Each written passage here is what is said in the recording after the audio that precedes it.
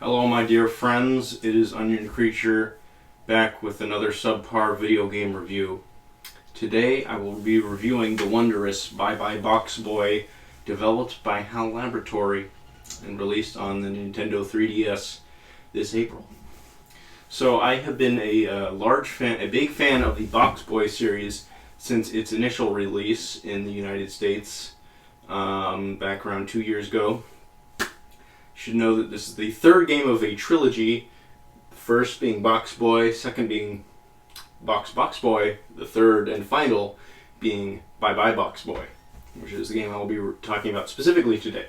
I recommend each and every one of these games. I think they're phenomenal. A basic summarization of what they are is they are these puzzle-based games in which you play as QB, who is this little box boy. He is the titular box boy, and his goal is to solve these puzzles, and that's the gist of it. And he uses boxes, and he can create separate boxes that come off of his body, and use them as platforms, as grips. He can use them to snake around. There's a huge variety of things you can do with the boxes, and they make for some very interesting puzzles. So BYE-BYE BOXBOY sees all three characters being QB, the little box guy, QC, the female box with a bow, and QD, the tall box, who is 2 boxes tall. And so they are all on a spaceship, and basically they are traveling around to these different planets. And these planets all are different colored, but they have been taken over by this black smoke.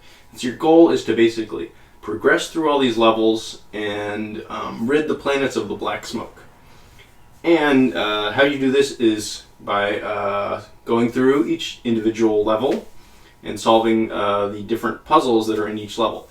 And so what's nice about BYE-BYE BOXBOY is it actually introduces a whole lot of new mechanics, and I really appreciated that coming off of BOXBOY, which I felt was slightly lacking in terms of new content, because it was essentially just the first game's content just redone, adding the 2 box mechanics in which you can use 2 boxes at once as opposed to just 1, which is the standard.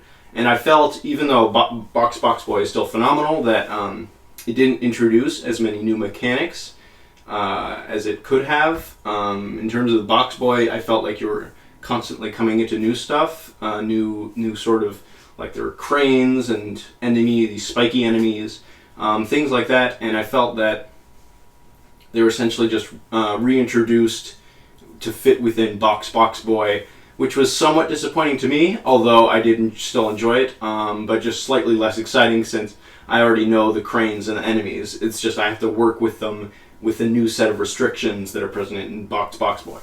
Moving on to BYE-BYE BOXBOY, what I really appreciated is there were actually quite a few new elements. There are flying enemies now. There are sort of these spaces in which QB needs to move. He needs to be in that space to open a door.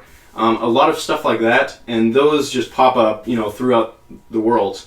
But then there's the coolest thing, I think, is each planet has a sort of associated power-up blocks. So, for example, one planet has a bomb box which creates explosions and will blow up surrounding blocks, allowing you to solve puzzles in a completely different way. And another has a teleportation box in which you move a box and QB will teleport to the box that you placed.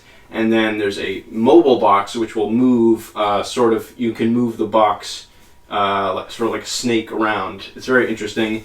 And so there's stuff like that. I might be missing one. But there's those, I believe, 4 main new ones, and those are really fascinating. They add a whole lot of new ways to solve puzzles. And then of course there are the new design elements, like flying enemies and stuff. There's a whole lot of that stuff like that. And then of course there are the Q babies, which are miniature little QBs. They're very cute, as intended, I'm sure. And your goal in the Q-Baby levels is to essentially escort them through these levels. And that also creates a lot of new interesting puzzles, and they're very well incorporated into the game. There's one world within each of the planets devoted to the Q-Babies, and also one world devoted to the new types of blocks, like the bomb box. I keep saying blocks, but they're boxes.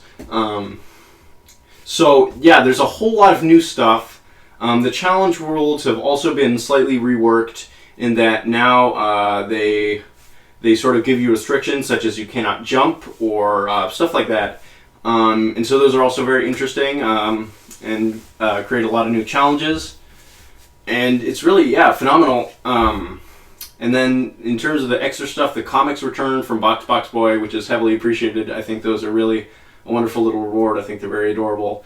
And then, of course, there's a whole lot of new costumes, even more so. I think BoxBoy had not quite as many new costumes as BoxBoy, which is, whatever, besides the point. But BYE-BYE BOXBOY has quite a few costumes. A lot of them are very, very funny. Only one of which actually has a function outside of being a costume, which is the zombie costume, which allows you to not be killed by spikes and other such things.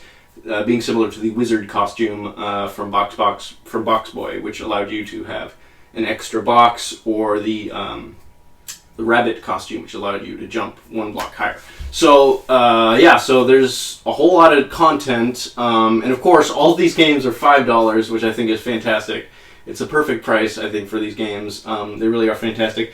Sadly, the physical release was not released outside of Japan. Unfortunate. I think that could have helped it reach a wider audience, but that's how things are. Of course, the amiibo also didn't get released, which is a shame. I imported it because, of course, I did. And he's quite lovely, very light, actually. This is a very light amiibo, and he looks very cute, as he should.